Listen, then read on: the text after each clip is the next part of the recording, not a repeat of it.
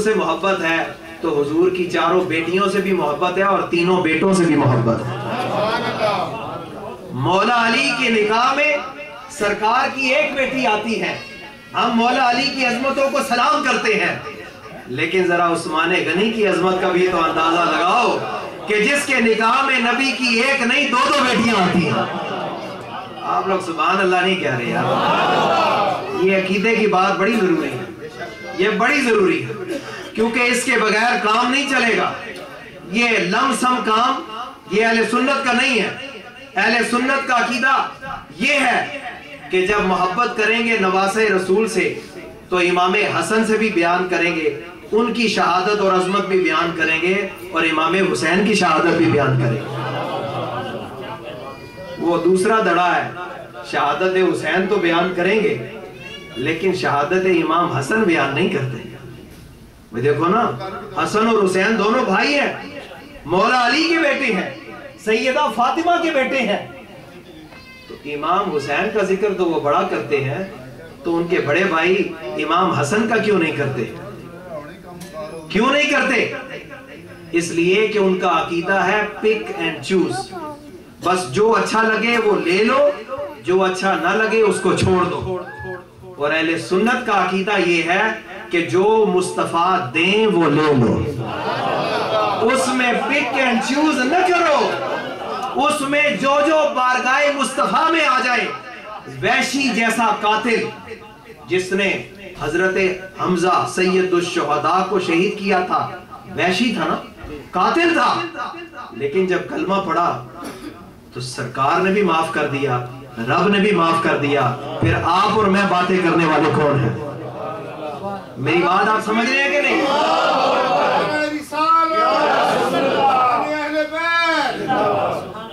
جب سرکار نے معاف کر دیا، بڑے بڑے قاتل تھے، جنگیں لڑنے والے تھے، ابو سفیان تھے، لیکن جب کلمہ پڑھ لیا رب نے بھی معاف کر دیا، مصطفیٰ نے بھی معاف کر دیا، پھر آپ اور میں بات کرنے والے کون ہیں؟ اور آئے سیدنا امیر معاویہ رضی اللہ تعالیٰ عنہ جو صحابی رسول ہیں، بلکہ ایمان والے جو مومن ہیں نا ان کے ماموں لگتے ہیں، ان کی بہن سرکار کے نکاح میں ہیں، اور یہ کاتب وحی ہیں حضرت امیر معاویہ رضی اللہ تعالیٰ۔ ایک طبقہ بدقسمتی سے وہ ہے جو یزید کے بھی قصیدے پڑھ رہے ہیں، کیونکہ وہ کہتا ہے کہ بس یہ اقتدار کی جنگ تھی۔ وہ پاگل ڈاکٹر ٹی وی پہ کہتا ہے نا، اس نے کہا رضی اللہ تعالیٰ عنہ، may Allah be pleased with him، یزید کے بارے میں کہا ہے۔ اور میں آپ کو عقیدہ بتاتا ہوں، اہل سنت کا عقیدہ کیا ہے۔ شرح عقائد کے اندر علامہ سعد الدین تفتازانی رحمت اللہ علیہ، کوئی مولوی نہیں بنتا جب تک کہ یہ شرح عقائد نہ پڑھے۔ یہ شرح عقائد جو ہمارے سلیبس میں جو ٹیکسٹ اور متن پڑھایا جاتا ہے، اس میں یہ ساری بحث کرنے کے بعد کنکلوژن، وَالْحَقُّ إِنَّ رِضَاءَ يَزِيدْ بِقَتْلِ الْحُسَيْنِ وَاسْتِبْشَارِهِ بِذَلِكَ وَإِهَانَةِ أَهْلِ بَيْتِ النَّبِيِّ صلی اللہ علیہ وسلم مِمَّا تَوَاتُرِ مَعْنَاهُ وَإِنْ كَانَ تَفَاصِيلُهَا أَحَادًا فَنَحْنُ لَا نَتَوَقَّفُ فِي شَانِهِ بَلْ فِي إِيمَانِهِ لَعْنَةُ اللَّهِ عَلَيْهِ وَعَلَىٰ أَنصَارِهِ وَأَعْوَانِهِ۔ یہ پورا ٹیکسٹ پڑھا ہے، کوئی لفظ اپنی طرف سے نہیں پڑھا۔ وہ کہتے ہیں حق یہ ہے، کیا تحقیق یہ ہے، ریسرچ یہ ہے، فائنل ورژن یہ ہے۔ وہ کیا کہ یزید جو ہے وہ حضرت امام حسین کے قتل پر راضی تھا۔ کئی لوگ بڑی کوشش کرتے ہیں نا، نہیں اس بیچارے کا تو کوئی قصور نہیں، اس نے نہیں کیا تھا، یہ تو کسی اور نے کیا تھا۔ تو یہ علامہ تفتازانی جو ایک بہت بڑے امام ہیں، وہ کنکلوژن عقائد کی کتاب، عقیدے کی کتاب میں بتا رہے ہیں۔ وہ کہتے ہیں تحقیق یہ ہے کہ یزید اس پہ راضی تھا، نہ صرف راضی تھا بلکہ جب اس کو یہ خبر ملی اس نے اس پر خوشی کا اظہار کیا۔ حضرت امام حسین کی شہادت کی خبر ملی تو اس نے خوشی کا اظہار کیا، اور اہل بیت نبوت حضور کے خاندان کی جو بیٹیاں بہویں تھیں ان کی تذلیل کی۔ وہ کہتے ہیں کہ اگرچہ یہ خبریں احاد ہیں، خبر واحد کی طرح ہیں، لیکن ان سب کا مضمون ایک ہی ہے۔ پھر کنکلوژن کیا ہے؟ فَنَحْنُ لَا نَتَوَقَّفُ فِي شَانِهِ، ہمیں اس کی شان میں کوئی توقف نہیں، بلکہ ایمان میں بھی کوئی توقف نہیں، بلکہ اس پر بھی اللہ کی لعنت اور اس کے جتنے مددگار اور دوست ہیں یزید کے، ان پر بھی اللہ کی لعنت۔ یہ اہل سنت کا عقیدہ۔ اچھا، دوسری طرف آپ حضرت امام حسین سے محبت اتنی کرنی کہ اب چونکہ حضرت امام حسین سے محبت ہے، حضرت علی سے محبت ہے، اب نعوذ باللہ حضرت امیر معاویہ سے بھی نفرت کرنی، چونکہ یہ والد تھے، حضرت امیر معاویہ کا بیٹا تھا یزید، تو اب اگر بیٹا خراب ہو تو بیٹے کو برا کہا جائے نا۔ ہمارا یہ عقیدہ ہے کہ ہم کسی صحابی کے بارے میں زبان نہیں کھولیں۔ عبداللہ ابن مبارک امیر المومنین فی الحدیث ہے، ان سے کسی نے پوچھا تھا کہ عمر بن عبدالعزیز، جن کو اس امت کا دوسرا عمر کہا جاتا ہے، جنہوں نے پہلی صدری ہجری میں عدل اور انصاف قائم کیا، کسی نے کہا کہ یہ عمر بن عبدالعزیز افضل تھے یا امیر معاویہ، چونکہ یہ بہت بعد میں آئے لیکن کام انہوں نے بہت بڑے بڑے کیے تھے۔ تو یہ حدیث کا امام عبداللہ ابن مبارک کہتے ہیں تم یہ بات کرتے ہو، تم یہ بات کرتے ہو؟ ارے نادان، سرکار جس وقت جہاد میں ہوتے تھے صحابہ کے ساتھ، اور سرکار کے کسی صحابی کے گھوڑے کے پاؤں سے جو راکھ اٹھتی ہے وہ بھی عمر بن عبدالعزیز سے افضل اور اعلیٰ ہے۔ یہ ہمارا عقیدہ نہیں ہے کہ بھئی اب محبت میں اتنا ڈوب گئے کہ اب نعوذ باللہ۔ بھائی امام حسن، میں نے کہا تھا نا وہ دوسرے لوگ امام حسن کا ذکر کام کرتے ہیں، کیوں؟ کیونکہ امام حسن نے امیر معاویہ سے صلح کر لی تھی، اور یہ سرکار کی حدیث ہے صحیح مسلم کے اندر، ان ھذا ابنی سید ولعل اللہ ان یصلح به بین فئتین عظیمتین من المسلمین۔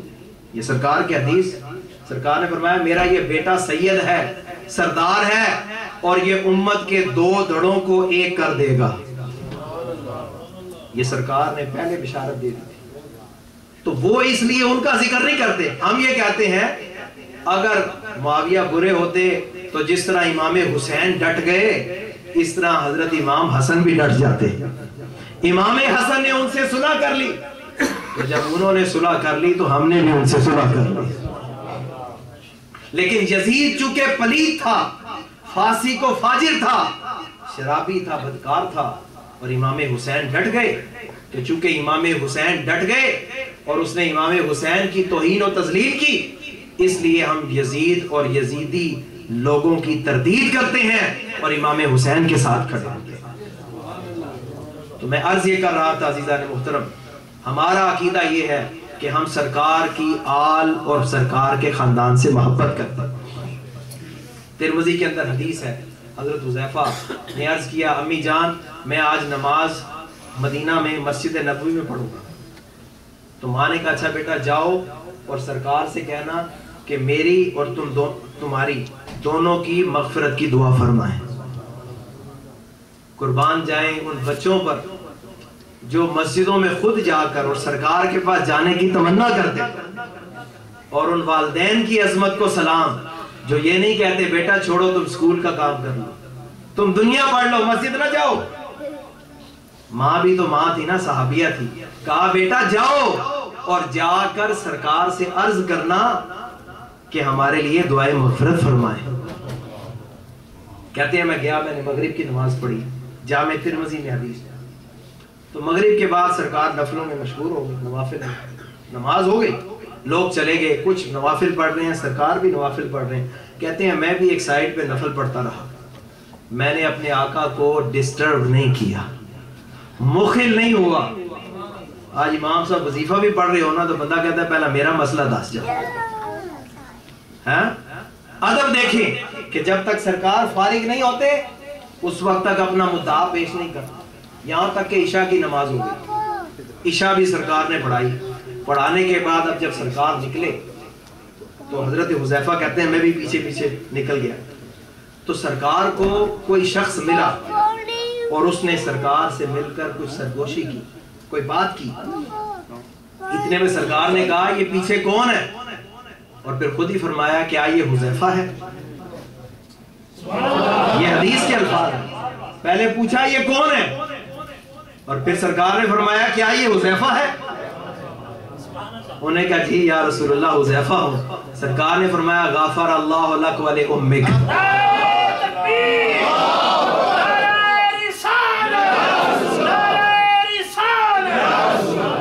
ابھی اپنا مدعا پیش نہیں کیا کہ مجھے ماں نے کیا کہہ کر بھیجا ہے. جب اتنا کہا کہ میں حذیفہ ہوں تو سرکار نے فرمایا رب تجھے بھی بخشی اور تیری ماں کو بھی بخشی. اور اس کے بعد پھر سرکار نے کیا فرمایا؟ ایک راز کھولا. فرمایا یہ ابھی جو میرے ساتھ سرگوشی کر رہا تھا یہ اللہ کا ایک فرشتہ ہے جو آج سے پہلے کبھی اس زمین پر نہیں آیا اور آج کے بعد بھی قیامت تک اس دنیا میں کبھی نہیں آئے گا. اور یہ میرے پاس رب کا خصوصی پیغام لے کر آیا، خصوصی بشارت لے کر آیا. وہ بشارت یہ تھی کہ اے آقا آپ اس پر راضی نہیں کہ آپ کی بیٹی تمام عورتوں کی سردار ہے، فاطمہ جنتی عورتوں کی سردار ہے. وَإِنَّ الْحَسَنَ وَالْحُسَيْنَ سَيِّدَا شَبَابِ اہل الجنہ.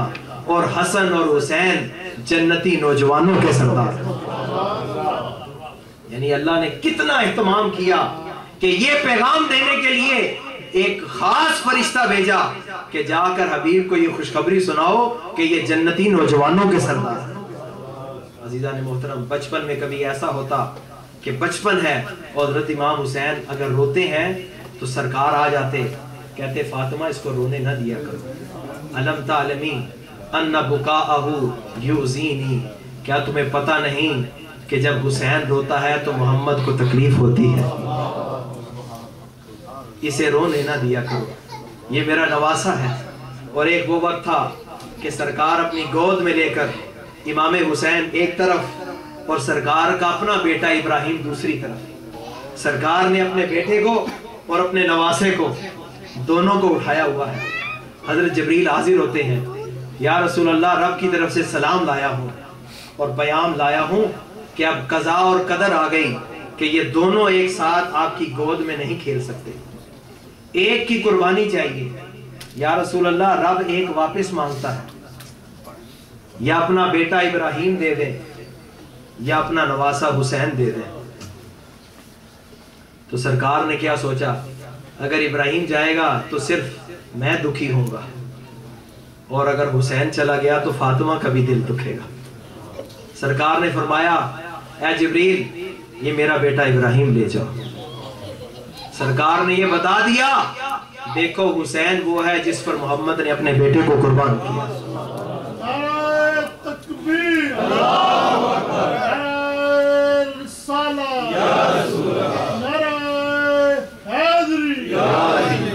عزیزان محترم، میں عرض یہ کرنا چاہوں گا کہ سیدنا امام حسین رضی اللہ تعالیٰ عنہ کی شان کہ اگر بچپن میں کبھی سرکار دو عالم صلی اللہ علیہ وسلم سجدے میں ہیں اور امام حسن یا امام حسین آپ کی پشت پر آ جاتے ہیں، رب کی طرف سے حکم آ جاتا ہے اپنے سجدے کو طویل فرما دے. ایک بار جماعت کے ساتھ نماز ہو رہی ہے اور سرکار نے 72 دفعہ زیادہ تسبیحات پڑھی. یہ ناز کیوں اٹھائے جا رہے ہیں؟ لوگ کہتے ہیں ہر نانے کو اپنے نواسے سے پیار ہوتا ہے. میں نے کہا ہر نانے کو نواسے سے ضرور پیار ہوتا ہے، لیکن یہ نانا بھی عام نانے جیسا نہیں اور یہ نواسا بھی عام نواسے جیسا نہیں. یہ کسی اور وجہ سے اتنے ناز اٹھائے جا رہے ہیں کہ سرکار جانتے تھے کہ کل میدان کرب و بلا میں آج ہم نے 72 تسبیحات زیادہ پڑھی ہیں اور میرے اس نواسے نے ایک ایک تسبیح کے بدلے میں اپنا ایک ایک جانثار میرے دین پر قربان کرنا. تو عزیزان محترم، سرکار دو عالم صلی اللہ علیہ وسلم کی محبتیں، جو شفقتیں امام حسن اور امام حسین رضوان اللہ تعالی علیہ مجمعین کو نصیب تھی، ہم اس کا احاطہ نہیں کر سکتے. تو سرکار دعا کر رہے ہیں اللہم انی احبہما فاحبہما. یا اللہ میں ان دونوں سے محبت کرتا ہوں، تو بھی ان دونوں سے محبت فرما. یا اللہ میں محبت کرتا ہوں، تو بھی محبت فرما. وَأَحِبَّ مَن يُحِبُّهُمَا، اور قیامت تک جو ان دونوں سے محبت کرے گا یا اللہ تو نے بھی اپنا پیارا بنا دے۔ تو جو محبان حسین ہیں، جو محبان اہل بیت ہیں، ان کے لیے سرکار نے خود دعا ارشاد فرمائی۔ تو عزیزان محترم، المختصر یہ کہ یزید کا جو دور ہے، اس دور میں 3 سیاہ کارنامے ہوئے جسے تاریخ نظر انداز نہیں کر سکتی۔ 3 بدترین کام جو یزید کے دور میں ہوئے۔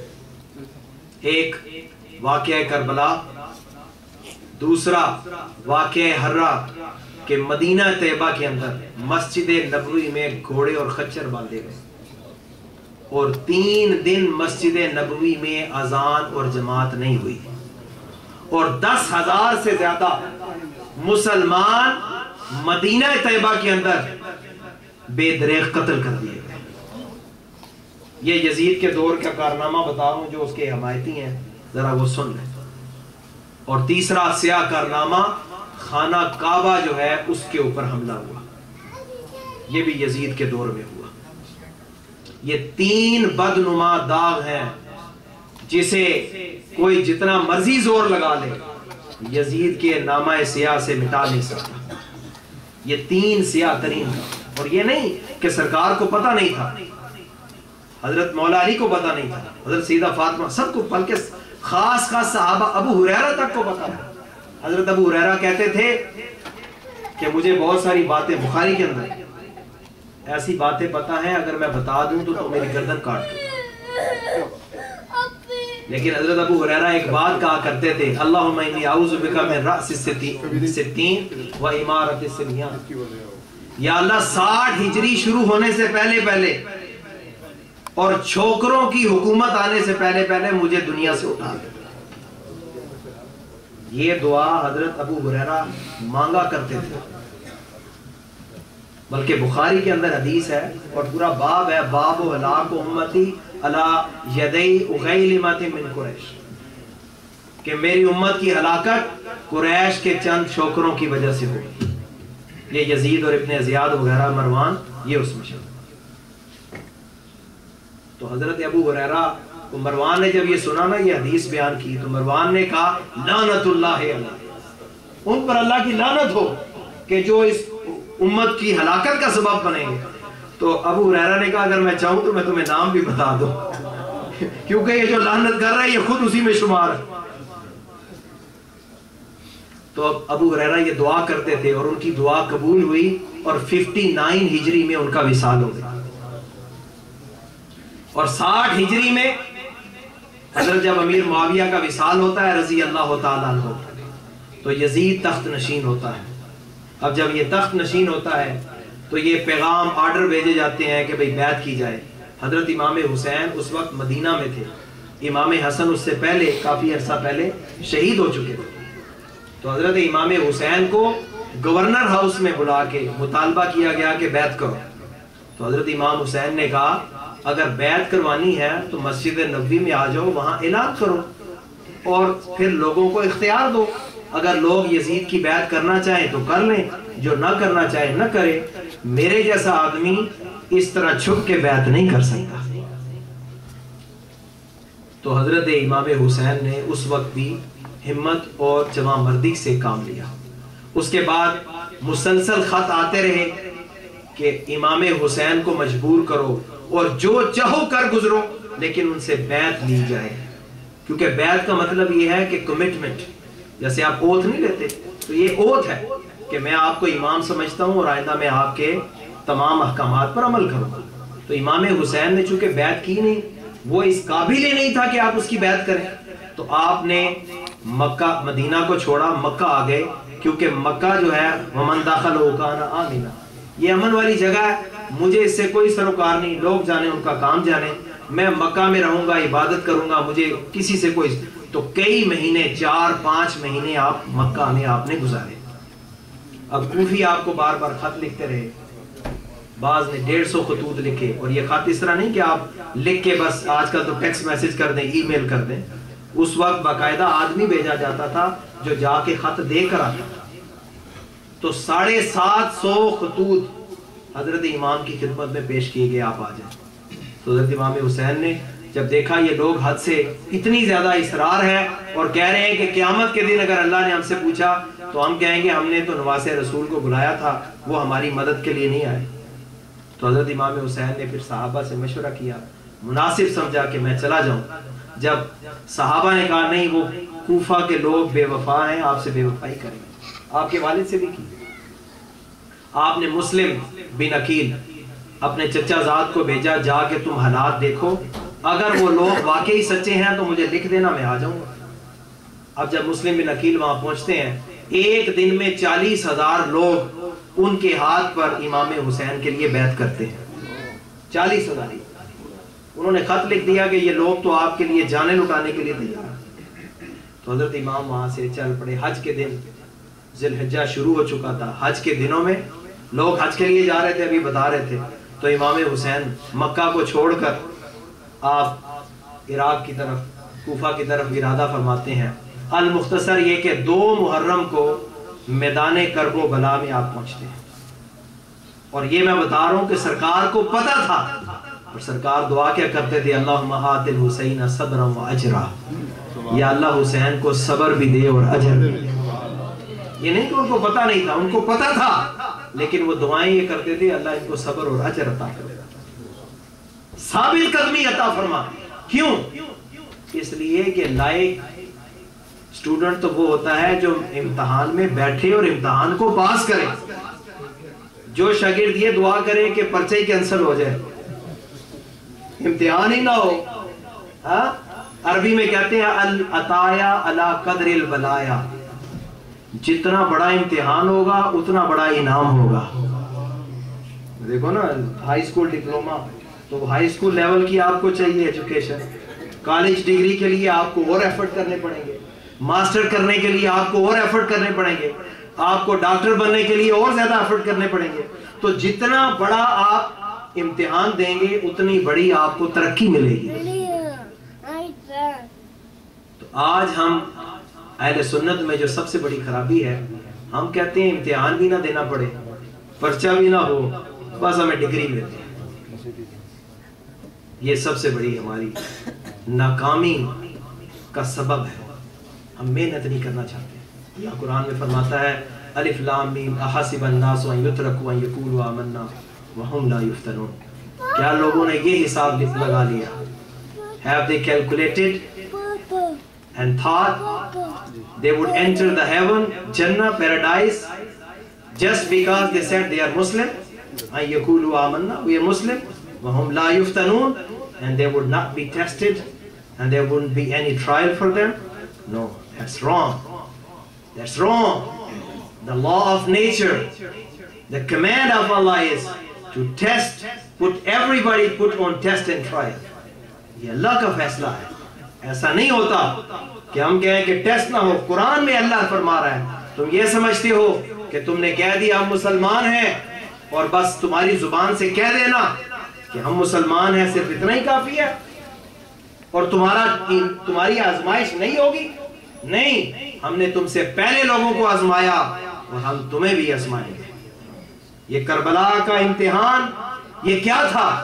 یہ آزمائش تھی تاکہ لوگوں کو پتہ چل جائے کہ دیکھو جتنا بڑا امتحان ہے اتنی بڑی شخصیت امام حسین بھی تو موجود ہے۔ تو عزیزان محترم، 2 محرم کو آپ کو وہاں روکا گیا، 7 محرم کو پانی بند کر دیا گیا۔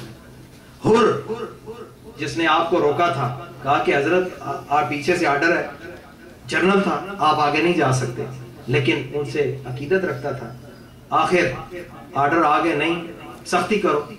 ابن سعد، یہ کون تھا؟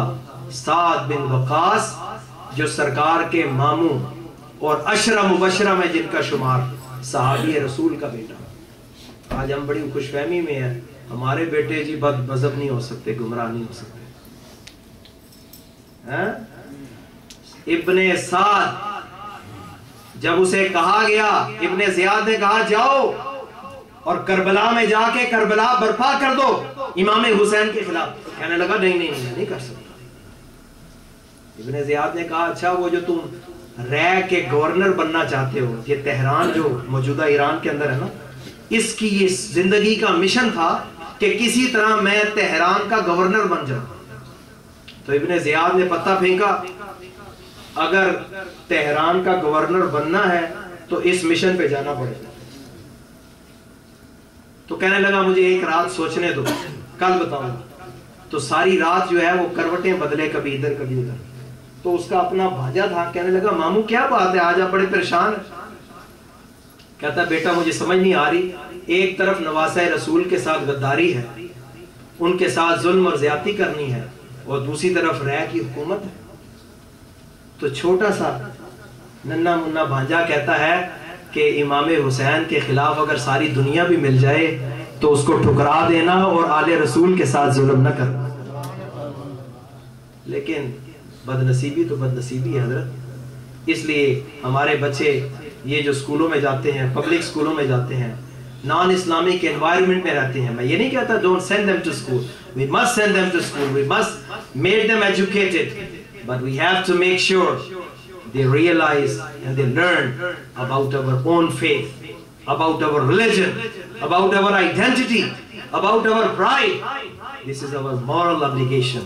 If they become a doctor or engineer and they're no more Muslim, then we are losers. So the first thing, utmost important priority should be given that every child remain as a Muslim. یہ تو ہم بڑا خوش ہوتے ہیں کہ بھئی فلانا اتنے مسلمان ہو گئے، لیکن یہ مسلمان اگر کافر ہو گئے تو پھر ہم کہاں جائیں گے؟ آج اس بات کو سوچنے کی ضرورت ہے. تو عزیزان محترم، میں عرض یہ کر رہا تھا کہ سیدنا امام حسین رضی اللہ تعالیٰ عنہ کے مقابلے میں سعد ابن وقاص کا بیٹا صرف تہران کی حکومت کی لالچ میں آ گیا مقابلے.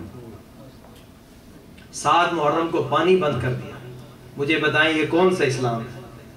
Isn't terrorism؟ یہ دہشت گردی نہیں تو اور کیا ہے؟ حالانکہ ہمارے آقا علیہ السلام کی تعلیمات تو دیکھو. فرمایا جنگ، میدان جنگ میں بھی ہو تو بچے کے اوپر حملہ نہیں کرنا، عورت کے اوپر حملہ نہیں کرنا، بوڑھا اور کمزور اور معذور ہو اس کے اوپر حملہ نہیں کرنا. یہ انسانیت تو ہمیں رسول اللہ نے سکھائی تھی. لیکن آج سو کالڈ مسلم 18,000 یا 22,000 کا لشکر ہے، اور ادھر امام حسین کے ساتھ 82-83 افراد ہیں، اور بچے، عورتیں. کیا مقابلہ ہے، کیا کمپیریزن ہے؟ پانی بھی بند کر دیا. نہر فرات سے جانور پانی پی سکتے ہیں لیکن نبی کے خاندان کے لیے پانی نہیں. 7 محرم، 8 محرم، 9 محرم، آخر فائنل آرڈر آ گئے. آج کا دن امام سے کہا تخت یا تختہ آ جائے مقابلے میں. حضرت امام نے 3 نکاتی پروگرام پیش کیا. مجھے یزید کے پاس لے جاؤ، میں براہ راست اس سے بات کروں، یا مجھے واپس جانے دو، یا مجھے کسی سرحد پر جانے دو، کسی غیر اسلامی ملک میں جانے دو، میرا کسی سے کوئی جھگڑا نہیں. لیکن ان کے پاس ایک ہی بات تھی، یا یزید کو لیڈر مان لو یا لڑنے کے لیے تیار ہو جاؤ. حضرت امام نے وہ خط دکھا، یہ دیکھو. تو لکھنے والے سامنے موجود تھے صفوں میں، سر جھک گئے. تو یہ بھی حضرت کہہ رہے تھے نا کہ محبت، تو محبت کے بغیر تو واقعی ایمان مکمل نہیں ہے. علم ہو اور محبت نہ ہو کسی کام کا نہیں. لیکن آج اہل سنت کو بھی سوچنا چاہیے کہ ہماری محبت کہیں پھوکی محبت تو نہیں، صرف زبانی محبت تو نہیں. وہ جو 22,000 سامنے کھڑے تھے وہ کہتے تھے امام حسین دل ہمارے آپ کے ساتھ ہیں لیکن تلواریں یزید کے ساتھ ہیں. بتاؤ یہ محبت قابل قبول ہے؟ یہ وفاداروں کی محبت ہے یا بے وفاؤں کی محبت ہے؟ آج ہم بھی کہتے ہیں ہم اسلامی نظام کو پسند کرتے ہیں، لیکن ہمارے ریسورسز اور ہماری توانائیاں اور ہمارا پیسہ اور ہمارے ووٹ جو ہیں وہ کس کی طرف جا رہے ہیں؟